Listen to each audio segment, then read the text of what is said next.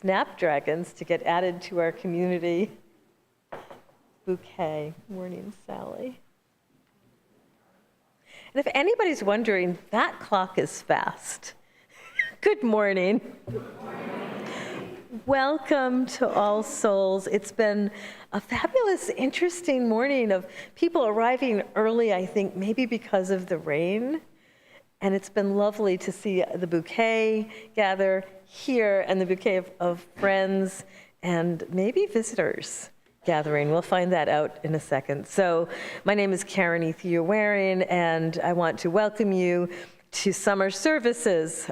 During the summer, we pause and we reflect on lighter subjects and invite congregants to share their voices. It's such a great way to get to know each other. This morning, Charlie Schott, who is a new member of our board, and Lisa Ritz will be sharing reflections on the theme of gratitude. As we start our service, each week we pause to remember and acknowledge the Nahantic and Mohegan people who are the traditional caregivers of the land on which we worship. We honor and pay respect to them and their lineage as they uphold the traditional practices, art, and education of their people. We want to say good morning to the folks in the online pews. Welcome.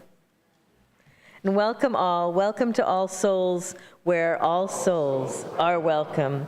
I invite you to rise in spirit and in body as you are able for our opening hymn, which is We Give Thanks. And it's a very short hymn. Oh, so Tammy says 3 times. We should probably do it 3 times. Let's do it. Yeah. Add harmony as you go along. This is fun. It's like a mini choir here. Oh, we give thanks for this precious day. Oh, we'll gather here and those far away. For the time we share with love and care. Oh, we give thanks for this precious day.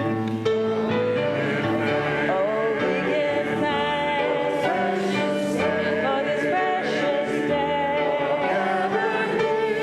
Gathered here, far away, and for the time we share with love and care. Oh, we give thanks for this precious day. Oh, we give thanks for this precious day. For those gathered here and those far away. For the time we share with love and care. Oh, we give thanks for this precious day. Ooh, that was fun. Thank you.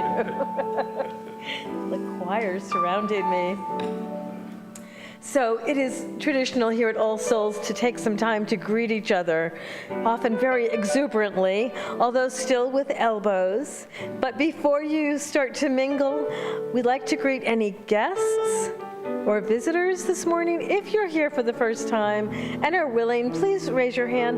Good morning, good morning, good morning. I thought so. Lots of guests. Don't let us overwhelm you. If you'd like, you can mingle and meet folks or sit if that's more comfortable, but please share. And online, please also share greetings with each other. Please pass the peace.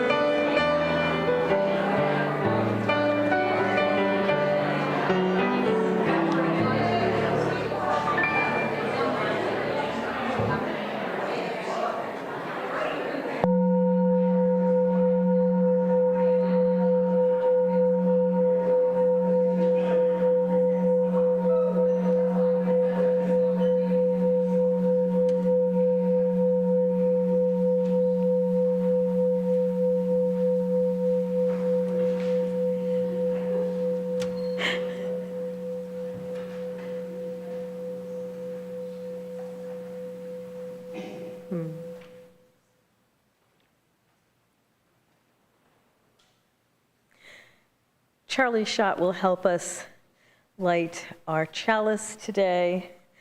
And our chalice lighting words are by Tara Brock. Please speak with them with me.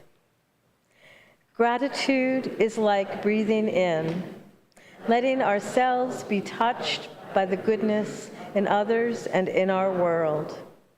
Generosity is like breathing out, sensing our mutual belonging and offering our care. When we are awake and whole, breathing in and out happens naturally.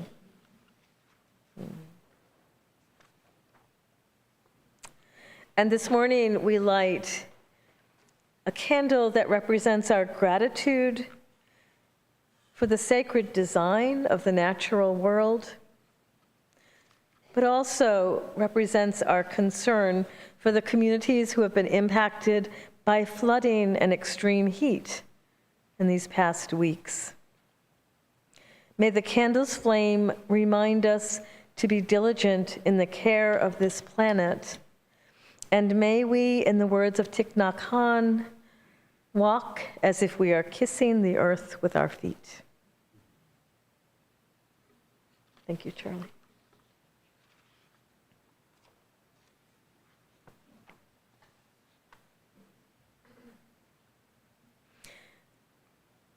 Unitarian Universalists hold Mary Oliver in great respect and gratitude. She blesses us with beautiful words that remind us about how we want to live in the world, with a lot of humor. So this morning's reading is by Mary Oliver, a poem by Mary Oliver, and it's called, How Would You Live Then? What if 100 rose-breasted grosbeaks flew in circles around your head? What if the mockingbird came into the house with you and became your advisor? What if the bees filled your walls with honey and all you needed to do was ask them and they would fill the bowl? What if the brook slid downhill just past your bedroom window so you could listen to its slow prayers as you fell asleep? What if the stars began to shout their names or to run this way and that above the clouds? What if you painted a picture of a tree and the leaves began to rustle and birds cheerfully sang from its painted branches? What if you suddenly saw that the silver of water was brighter than the silver of money? What if you finally saw that the sunflowers, turning toward the sun all day and every day, who knows how, but they do it, were more precious, more meaningful than gold? And so ends the reading.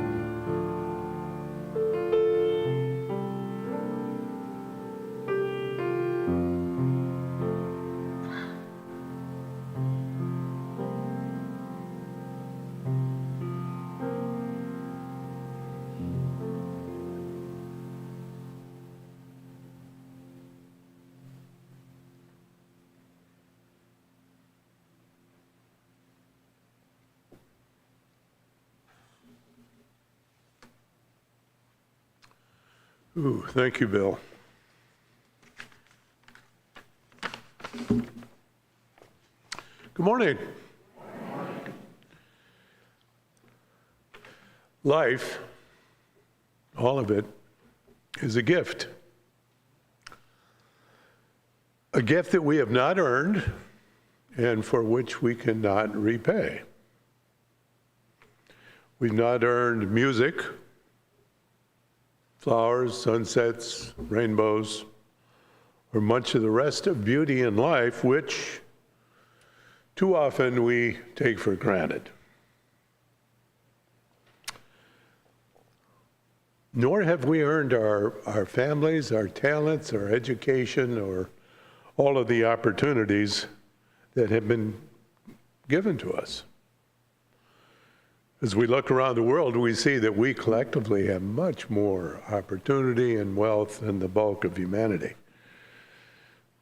And it's very easy to credit our lives to our own efforts alone and take for granted all that have been given to us to allow us to do so. Think of a man who boasts that he has hit a home run in life, but he was born on third base. Aldous Huxley once quipped, quote, "Most human beings have an almost infinite capacity for taking things for granted," unquote. And we often take for granted those things for which we should be most grateful. Think about that one. An attitude of gratitude allows us to fully enjoy and appreciate what we have and not fall prey to longings for what we don't have. The feelings of gratitude, when they're between two individuals, is ignited by one person's kind action towards the other and by the receiver's perceiving and accepting that kindness. The ancient Greeks thought that any act of kindness required a response in kind. That the feelings of gratitude and expressions of thankfulness were merely the down payment on a debt back to the giver. So we need to start with a down payment of a persistent attitude of gratitude and a posture towards giving back, giving forward. We all know we can be distracted and consumed by our daily rituals and challenges. And yes, life does have its share of irritations, but hopefully we grow a little more tolerant of that as we age. And in a world of poverty, hunger, and violence, these should not loom very large. So as we're able in our daily lives to feel and express a genuine gratitude and practice responses in kind, we will be living with others in mutual aid, caring, sharing, kindness. What then is the debt paid back to life itself, a response in kind to life? We can't create sunsets or rainbows, but there are many ways we can give back to life. All its creatures, our earth, and of course, each other. We can even add a touch of beauty of our own and be grateful that we can. There are many ways to say thank you. And now Lisa will share her reflection.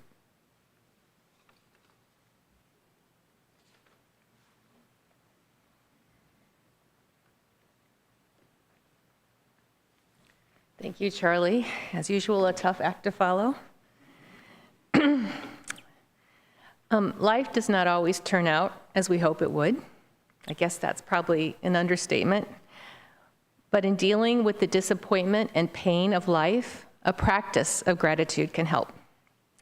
In one study of 300 mostly college students who were seeking mental health counseling for depression and anxiety, they were assigned to 3 groups.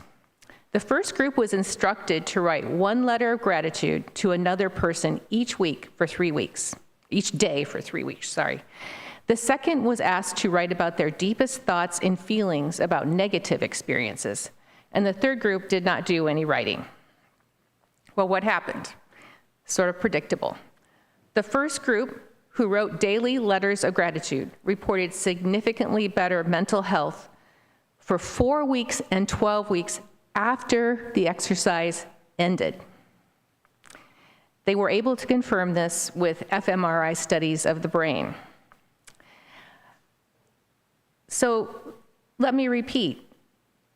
The effect was found even 3 months after the letter writing ended. So this suggests that a practice of gratitude can have a sustained effect on mental health. And that's just one study. NAMI, the National Alliance on Mental Illness, indicates that there is a growing body of research to support the positive impact that gratitude can have on mental health. In 2016, I experienced a series of family setbacks. My 32-year-old niece was diagnosed with stage 3 breast cancer. We learned that my brother had to undergo some very difficult treatment for his prostate cancer. And my mother was diagnosed with cancer of duodenum, requiring a Whipple surgery. And if you're not familiar with the Whipple, the doctors and nurses said it's the most difficult surgery to recover from, the most. This was my mother's 4th fight with cancer. This all happened in a 3 to 4 month time period.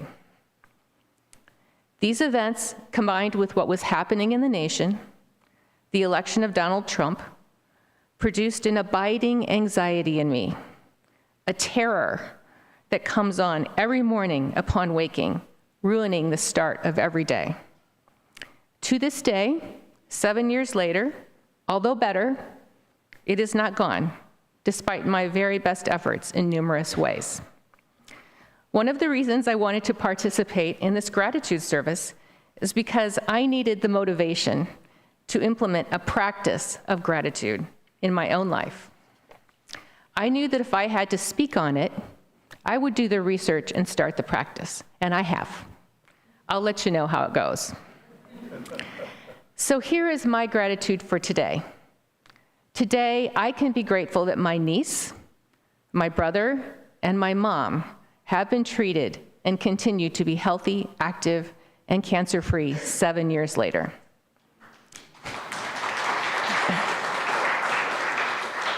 Wasn't expecting that. I also want to take this opportunity to express my deepest gratitude for this congregation, the kindness of each of you, the music program that has meant so much to me and changed my life, and the way that this church has shown how to make a difference in this stressed, divided nation, one step, one action at a time. Maya Angelou says, "Let gratitude be the pillow upon which you kneel to say your nightly prayer." Thank you.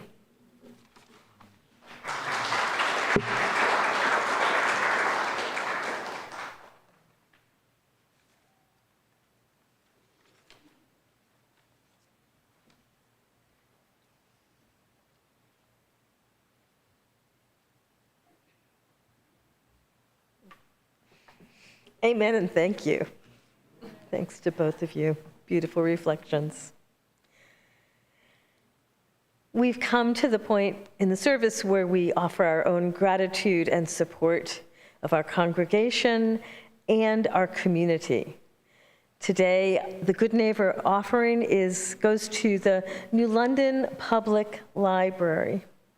Where else can you find museum passes, Wi-Fi hotspots, genealogy and history research support, practice driver's test, homework help, and a repository of knowledge and creativity that one building can hold. Libraries are really important, and certainly in a community like New London. So please give generously this morning to the New London Public Library. And with that, let us speak the words that are on our screen. We give to the work of New London Public Library. Oop. There we go. Let's try again. We give to the work of the New London Public Library. To be good neighbors, we support work that creates greater good. With this offering, we remember to extend our reach beyond these walls. Your offerings will be gratefully accepted. And for the online pews, we prefer Venmo if you're able to use that. Thank you. Yes. We are also accepting pasta for Food for the People.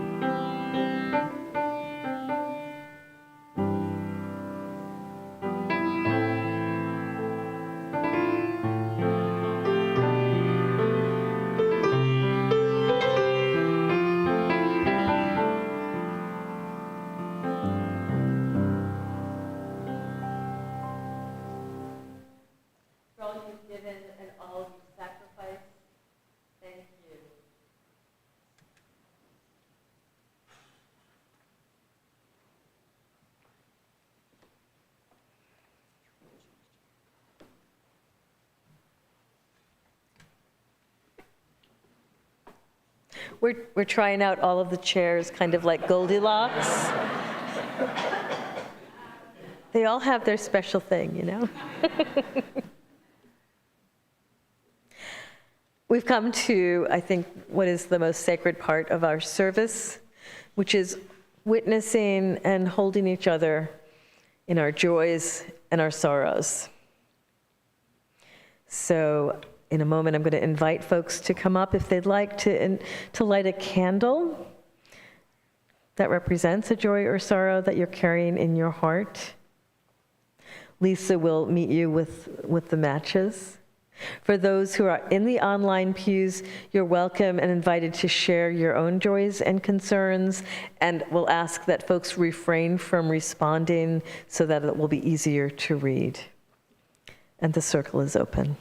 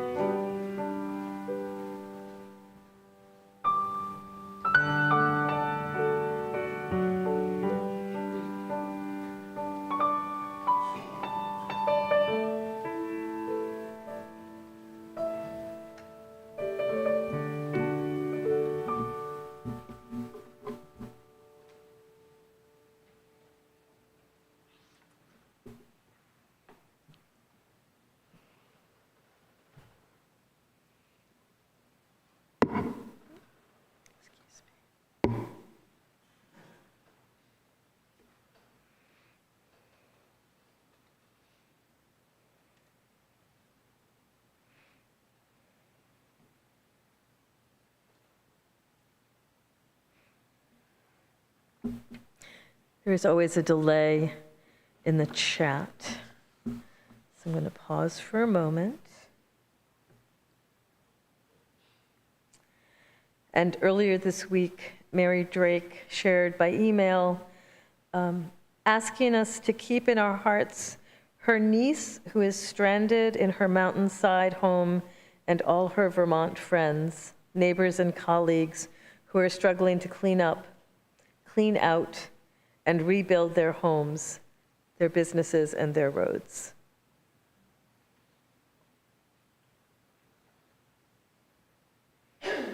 And from the online pews, Julie Olson shares, I am joyful that my daughter Laura has finally turned the corner on her shingles. Also joyful that I'm going to Seattle this week to celebrate my mother's 97th birthday. Oh, happy birthday to her. It's lovely. So let's pause for a moment for prayer and meditation.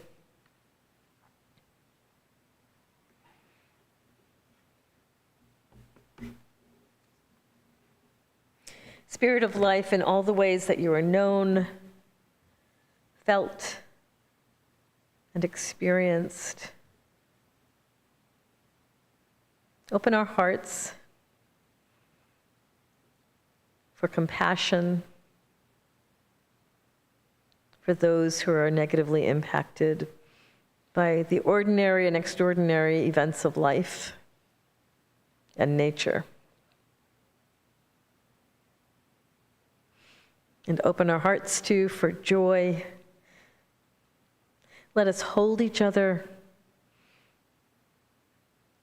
through the hard times and let us celebrate. And always may we find gratitude for this remarkable experience of life. And may it be so.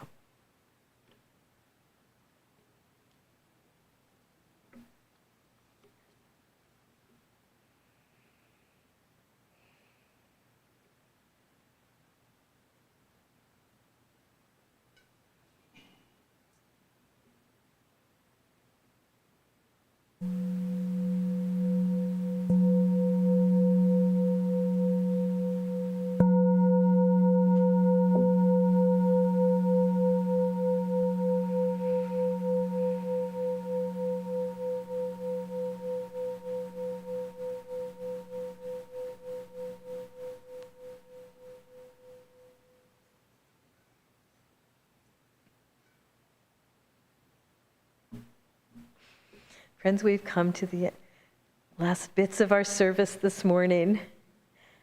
Our closing hymn, are we there? Yeah.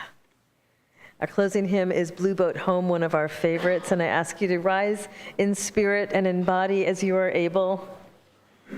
Let's join our voices together to sing Blue Boat Home.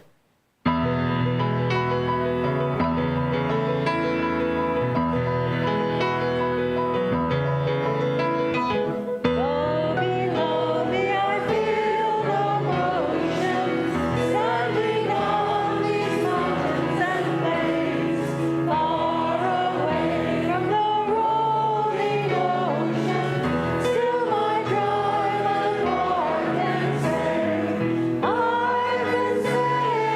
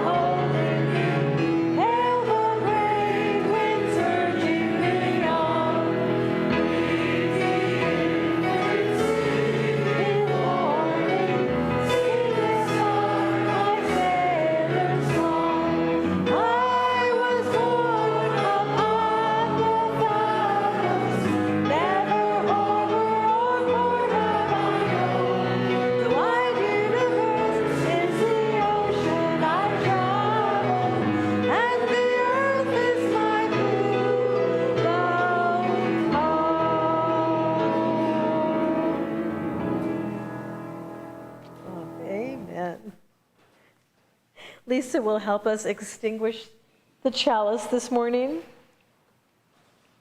as we read the words on the screen. Our service has ended, but our work is not yet done. May our spirits be renewed and our purpose resolved as we meet the challenges of the week. Our chalice flame is extinguished until once again ignited by the strength of our communion. Thank you, Lisa. The sending forth words are part of a blessing by John O'Donohue. And I'll ask you to put a hand on a heart and reach your arms out. May the beauty of your life become more visible to you, that you may glimpse your wild divinity. May the wonders of the earth call you forth from all your small secret prisons and set your feet free in the pastures of possibilities. May the light of dawn anoint your eyes, that you may behold what a miracle a day is. May you wake each day with a renewed generosity toward yourself and others. And may your week ahead be full of sacred and joyful adventures. Go in peace, friends, until we meet again in the sanctuary of this community. You could be seated for the postlude.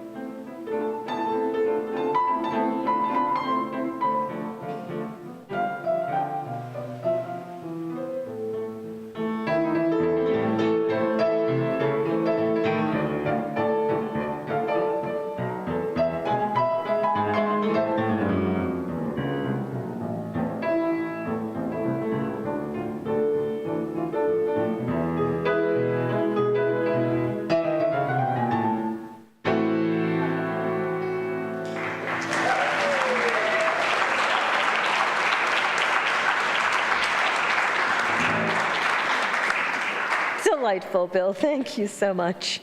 And we're so grateful to Lisa and Charlie and all of our congregants who will be sharing their voices and their lives with us over the summer.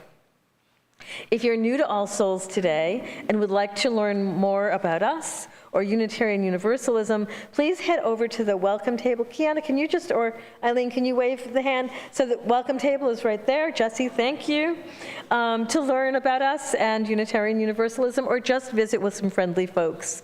We usually have coffee at this time, but we've packed up our kitchen because the building committee is we are just about to start the building project. So we anticipate signing the contract tomorrow. Woo! So no coffee, just chat after service. We're very grateful to the Veltheims for what was supposed to be an outdoor obstacle course today, but I think plan B was watercolor and maybe some quieter indoor obstacle course. July is a month with 5 Saturdays, and so All Souls volunteers step up and serve not 2 but 3 meals at the meal center in this month. The next community meal will take place on July 29th, and there's need for folks to prepare ahead of time by doing groceries and preparing in that way, cooking and then serving. So if you are willing to help with that, please contact Carol Irwin, and she will, oh, she's right there, look, there's Carol. Raise your hand again. Please contact Carol. It's a very important piece of our work. Next week's theme is play, and Len Salter and the children from 5th to 7th grade faith formation classes are doing the service. I bet it's going to be fabulous. Have a great week.